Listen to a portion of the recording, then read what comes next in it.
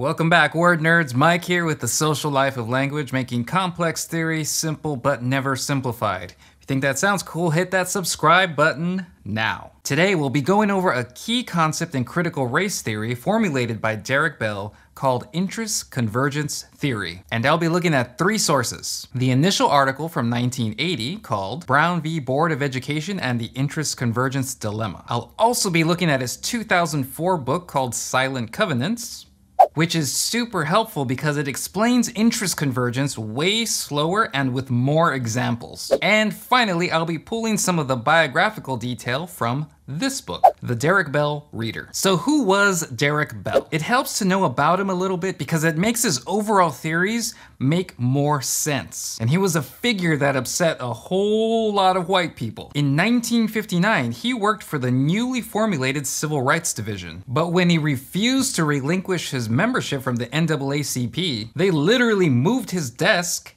into the hallway. Yeah, that happened. But he was quickly picked up by the NAACP, where he would help supervise and enforce where federal funding went, cutting money to schools that were not in compliance with Brown v. Board. You know, that legendary case that supposedly was supposed to end school segregation? Early in his career, Derrick Bell, along with a whole lot of civil rights lawyers, thought Brown v. Board was like the holy grail of racial justice. Over time, though, his view changed. Famously, he began advocating for educational equity rather than an idealized integration. Basically, he took the position that black parents didn't necessarily want integrated schools, where white principals and teachers would hate their children. He was highlighting how lawyers were the ones actually infatuated with this idea of integration. While according to Bell, black parents really just wanted better schools and better education for their children. As you can imagine, that was like freaking heresy to say within the law community. Even to this day, if someone were to say, nah, integration shouldn't be a priority, imagine the looks that they would get. So Bell held a very controversial stance. He thought we should prioritize asking the courts to order better education and better schools, as opposed to asking the courts to order racial integration. Now that's troubling to a whole lot of folks, because he is straight up questioning whether or not Brown v. Board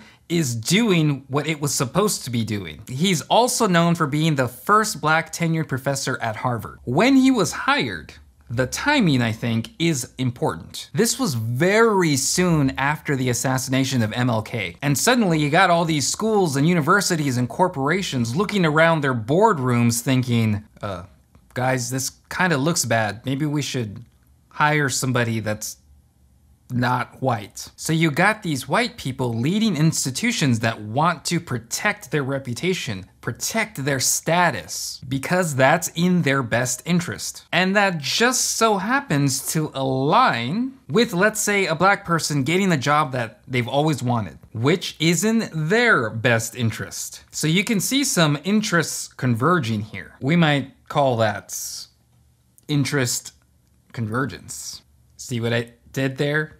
Connected, nobody cares. So Bell becomes the first tenured professor working at Harvard, and he looks around and realizes there's no black women professors. Basically, he's like, I'm gonna take a leave of absence until you guys fix that. And that's basically the story of him resigning from Harvard. Later, he would resign yet another position, this next time from his position as dean at the University of Oregon Law School. Again, over messed up hiring practices. Years later, he would be invited back to Harvard as dean. And unsurprisingly, there were still no black women professors working there. His life experiences helped mold all of his theoretical approaches to see racism as a permanent aspect of American society. Now let's officially get into interest-convergence theory. In his 2004 book, Silent Covenants, he formulated two very clear rules, or two propositions that make up interest-convergence theory. So let's talk about them one at a time. It says, The interest of blacks in achieving racial equality will be accommodated only when that interest converges with the interests of whites in policy-making positions. This convergence is far more important for gaining relief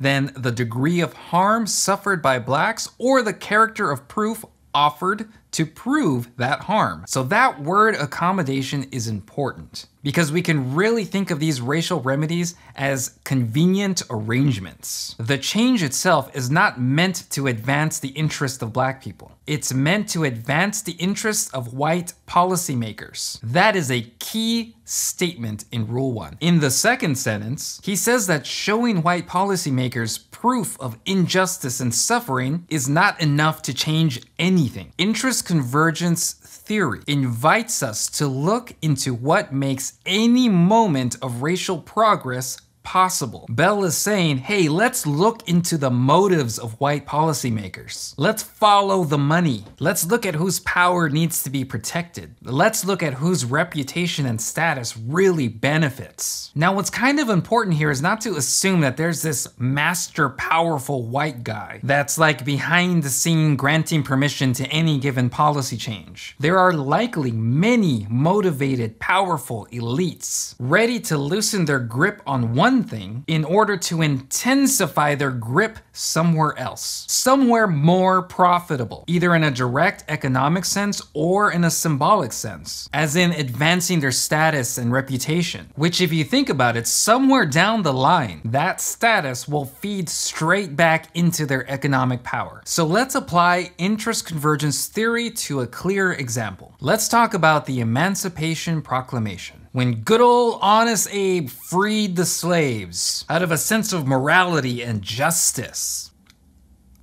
No.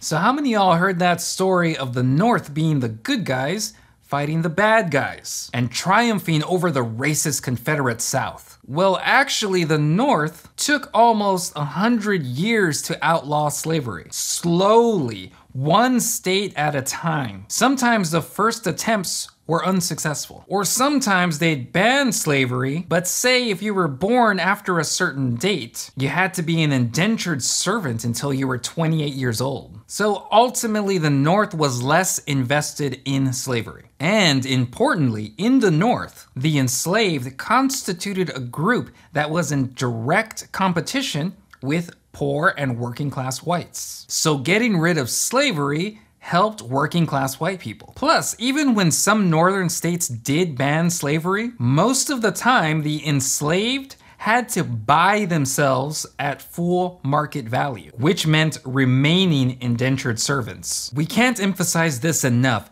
White property has always been more important than black life. So let's not be silly, let's not kid ourselves. The North also hated black people. And any time black people somehow benefited from some sort of progress, they made sure black people couldn't threaten the power of white men. So yeah, black people were free, they could be taxed, but they couldn't vote. They couldn't serve on juries. They were excluded from certain jobs and their children were banned from schools. That was until good old honest Abe, right? Well, not really. In his first inaugural speech, he denied that he had any intention of interfering with slavery. When the Civil War was fought, his priority was to save the nation from breaking apart, to maintain the Union, to preserve property rights. In fact, during the Civil War, some of his commanders took it upon themselves to free slaves in territories they were occupying, only to be directly vetoed by Abe Lincoln. He was like, whoa, hold on guys. This is about the Union taking back the rebel states first and foremost. So let's wait on that freeing the slaves business. In fact, he said to the New York Tribune, my paramount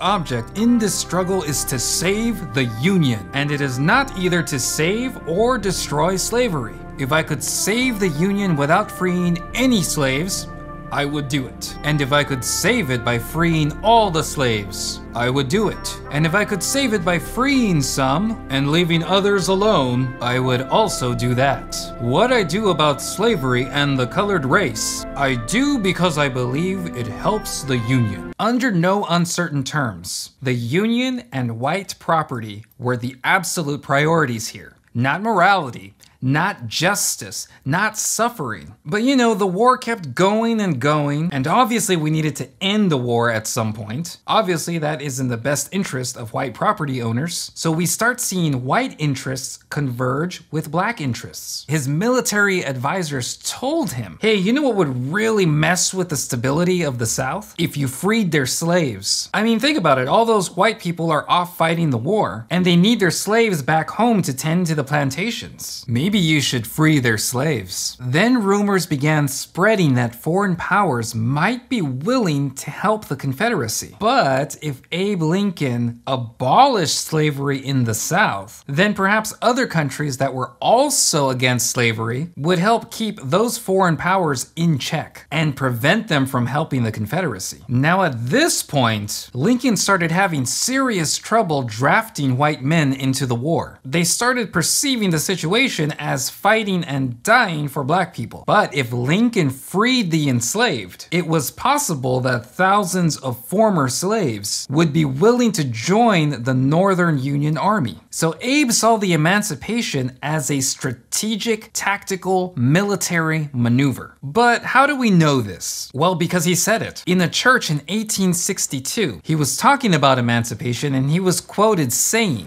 "I view the matter as a practical war measure to be decided upon according to the advantages or disadvantages it may offer to the suppression of the rebellion."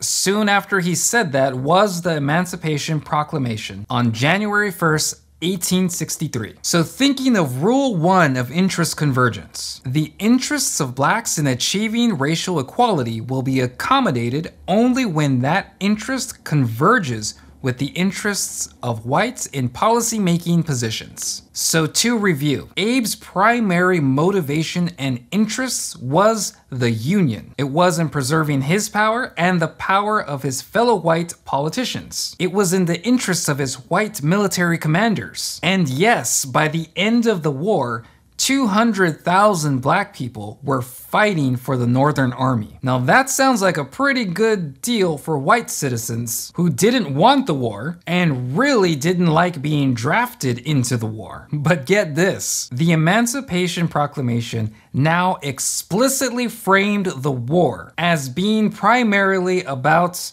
liberating the enslaved. And Northern white people really didn't like that. For example, the state of Illinois condemned the proclamation. They said it was a giant usurpation of power. In New York, there was days and days of riots and lynching. Rioters even attacked and totally burnt down an orphanage for black children. But there was a few white people who did like the idea of a free black workforce, namely elite white business owners, who would then use black people as strikebreakers. But for real, if it was really about equality and justice and morality, the Civil War would have just started with the Emancipation Proclamation. But it did not. Now, there is plenty of evidence to suggest that Abe Lincoln really didn't like slavery. But let's not play that up too much. He didn't care that much. And when you look at all of these factors, and when you look at all of these interests, it kind of starts to look like the Emancipation Proclamation was only possible with all that interest convergence. After the war, we had to keep the South weak to prevent a potential uprising. So then we got the 15th Amendment, or the guaranteed right to vote, which was also a political calculation, mainly that Lincoln's political party would remain in power for decades with the help of black voters. Again, we see the convergence of interests of white policymakers with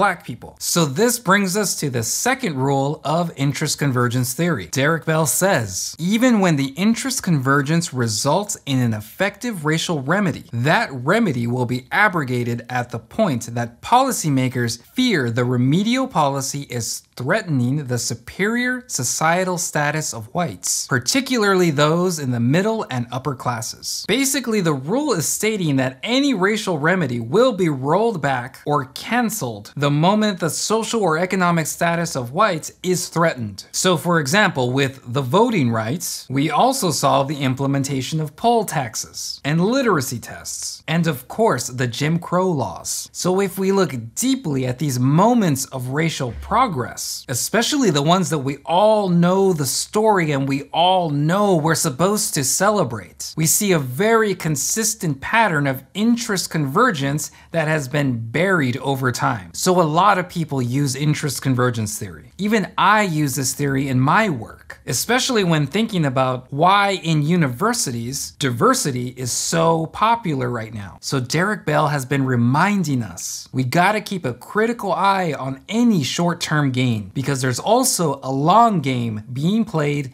that perhaps we can't really see. But looking for interest convergence is one way we might approach some of these situations. Well, that's all for today, folks. As usual, you can download my work from academia.edu and you can see how I use interest convergence. Follow me on Twitter and Instagram, and do donate to my Patreon account. This is Mike with The Social Life of Language.